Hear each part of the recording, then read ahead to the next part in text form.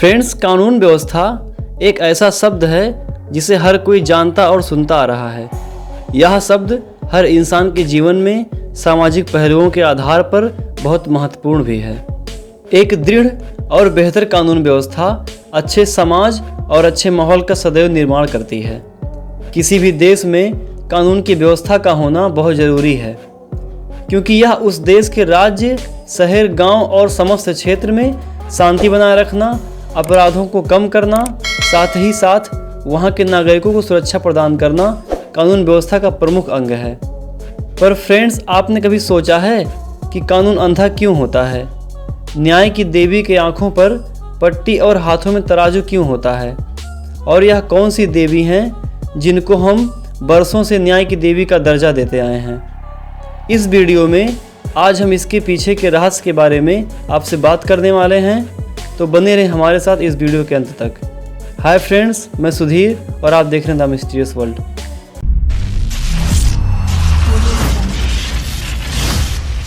Friends, आपने न्यायालय में देखा होगा कि न्याय की देवी की आंखों पर पट्टी और हाथों में तराजू होता है। इसके पीछे यह रहस्य छिपा हुआ है कि हमारे समाज में अनैतिक और हिंसात्मक व्यक्तियों के लिए जो दंडात्मक प्रणाली सुनिश्चित की गई है, उसमें समाज को यह बताने की कोशिश की जाती है कि न्याय किसी को देखकर नहीं किया जाता और दया भावना को देखकर भी न्याय नहीं किया जा सकता। न्यायाधीश अगर अपराधी को देखकर उस पर दया दिखाएगा तो वह उचित न्याय नहीं कर पाएगा। न्याय के देवी की दोनों आंखों पर पट्टी बांधने का मतलब यही है कि न्याय करने के लिए हमें देखने की ज़रूरत नहीं पड़ती, बल्कि न्याय अंधा होता है, जो किसी के पद, प्रतिष्ठा, अमीरी, गरीबी, महानता को देखकर नहीं किया जाता, बल्कि न्याय में हमेशा निष्पक्षता होती है। अपराधी को उसके द्वारा किए गए अपराध के बराबर ही उसे दंड सुनिश्चित किया जाता है। मतलब बिना भेदभाव के निष्पक्ष रूप से न्याय करना ही न्याय के देवी के इन बंद आँखों का प्रतीक है। न्याय की देवी के हाथों में जो तराजू के पलड़े होते हैं वो हमेशा बराबर होते हैं, और तराजू के इन बराबर पलड़ों का मतलब यह होता है कि अपराधी जिस स्तर का अपराध करता है उसे उसी स्तर का दंड भी दिया जाता है।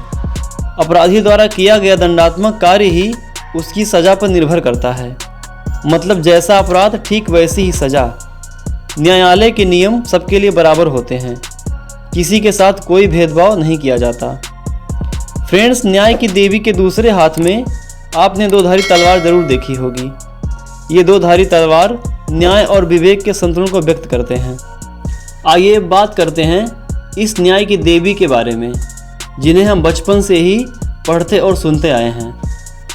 पौराणिक कथाओं के अनुसार यह देवी यूनान की रहने वाली थी, और उनके अच्छे कर्मों और लोगों के प्रति इनकी सच्ची भावना के कारण ही इन्हें देवी का स्थान मिला, जो पुरातन काल से ही मनुष्यों में उनके अच्छे और बुरे कर्मों के अनुसार उनका न्याय करती थी।